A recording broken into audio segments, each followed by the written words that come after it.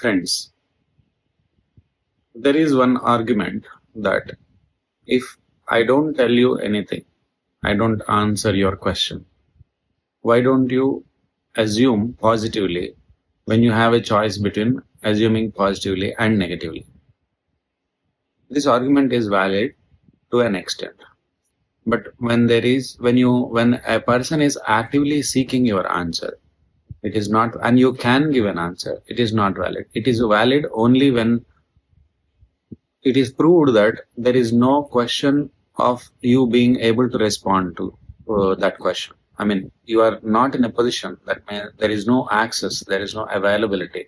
Only then you have to assume positively. I mean, that doesn't mean you assume negatively, but the assumption itself comes only after you have determined that you cannot get an answer from the other person because of various reasons that are not in anybody's hands. But if the person is consciously choosing not to give an answer, okay, and you know that, and wants you to assume positively, that is 50% fine. But 50% it is not fine. I'll tell you why. For example, Government of India, or we make laws, right? Photography in foreign countries, if a photographer takes a picture in any public place, standing on a public property, I mean road or any public property, and whatever he is able to see or she is able to see, they can take a picture of, and that is not wrong. But if they're standing on a public property and taking a picture while another person, that person is on a private property, then that is wrong. And if they use strangers' pictures, etc., for commercial use, then also it is wrong. So the real rules are very clear. But in India, the rules are not clear for a photographer, for example. So the photographer has to assume whether, I mean, nuisance case or public indecency or various cases can be filed. What case will be filed, why it will be filed, when it will not be filed, when I am safe and when I am not, there is no clarity. Similarly, so you have to always wonder. And if you assume positively, positive is different for different people. I assume positively that I can take picture. But the other person may think that positive assumption means you should not take picture because out of respect for others. So it is different for different people. Positive, the word positive is actually favorable. Meaning is favorable. Favorable to who? Favorable to you. So there is no objective positive. Everything is subjective when you say positive, because the word positive is actually another word for favorability, whether it is favorable to you or not. Why am I telling you all this is, for example, we all know famously Mr. Manmohan Singh's government used to be silent on so many things. He himself used to be silent. So what they said, I think whether they put it in so many words or not, I don't remember. I'm not sure. But they're saying that not saying anything is also a stance, is also saying something. But it is not, because people, when they want clarity, see, if you value your freedom, you will need clarity, because you have to always know what you can do, what you should not do, to avoid problems later on. It's a foolish question to ask why, because people don't want to get into trouble deliberately, consciously. But you will say that this person has done something wrong. But while that person was taking the decision to take that action, that person fully believed that it is not wrong, it is fine, and it doesn't hurt others, or himself or herself. But you believe that. Now, when did you tell that? Only after that incident has happened. It's if it is not trickery, it is, I mean, in a very less 10% of the cases, it is innocence. In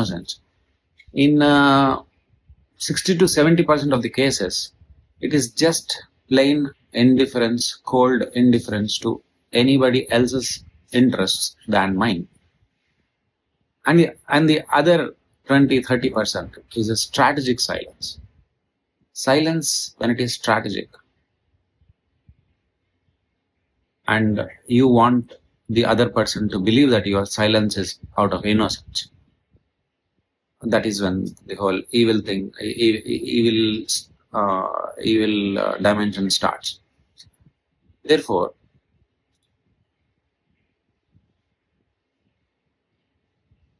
I'll give you a biggest example is that there is this organization that doesn't, I worked in and I lived for and was ever ready to die for.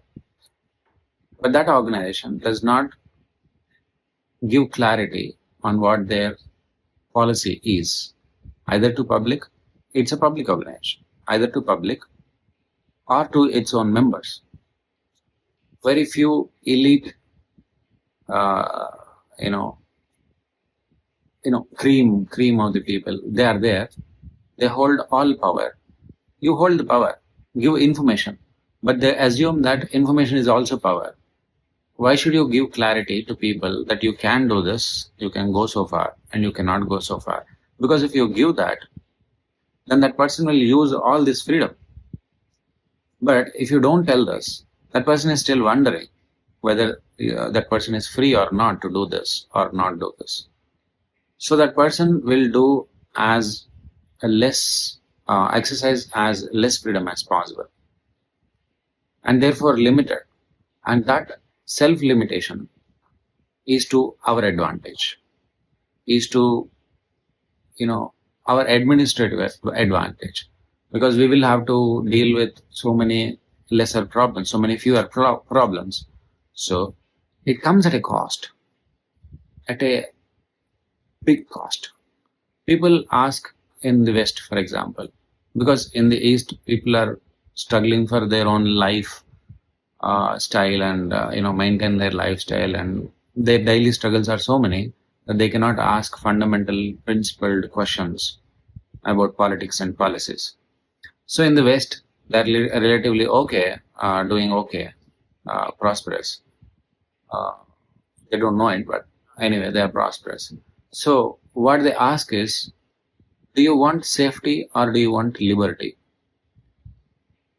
One set of people, leftists, they say we want safety more than liberty. The right-wing people, they say we want liberty at any cost, even at the cost of life. So this organization is also a leftist organization who prefer safety to liberty. And they decide what is safe to us. And they decide how much freedom we can exercise or not. And that too silently. The whole twist comes when it is all done silently. You are not told anything. You are not free to know anything. If you start asking questions, for every question that you ask, that are not relevant to their administrative, these interests and advantages, they are okay to answer. But for every question that you ask that really matters to administrative and policy level, they treat you as if you are trespassing, as if you are violating their territory. And that's how they maintain. And they're willing to punish you. They're willing to punish you even to obliterate you if that is required. Because in their mind, they are saving 1,500 people by giving such punishment to one person. And that punishment, they are becoming judges themselves. There is no case. See, in societal organization, in the system, two people are in conflict. They go to court. Their side lawyer and this client and lawyer client, etc. They argue for some time, and they present evidence, and there is law earlier, and the judges interpret the law and give a judgment. If they are not happy and if they think that injustice has happened, then they can go to higher court, and I think 3 to 4 tiers of court and Supreme Court. That is the final one. Here, all of that system is not there. It's not supposed to be there. If such system is there, then people will have options. People should not have options.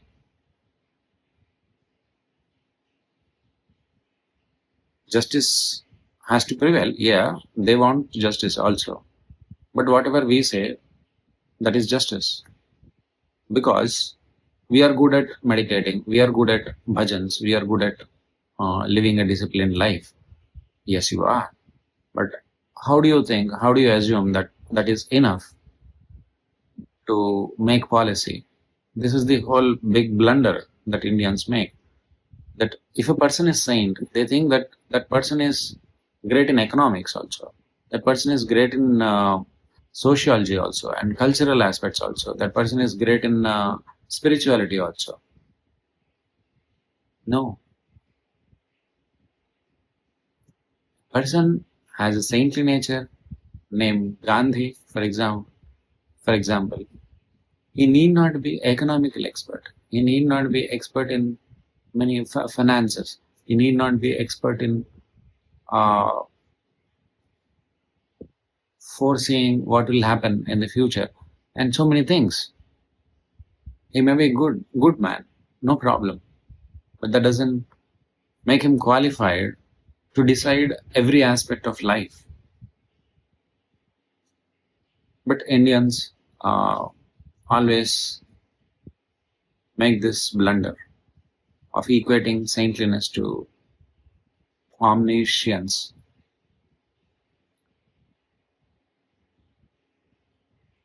Okay, so anyway, I wanted to tell it is my duty, and I have made these points. Thank you for listening.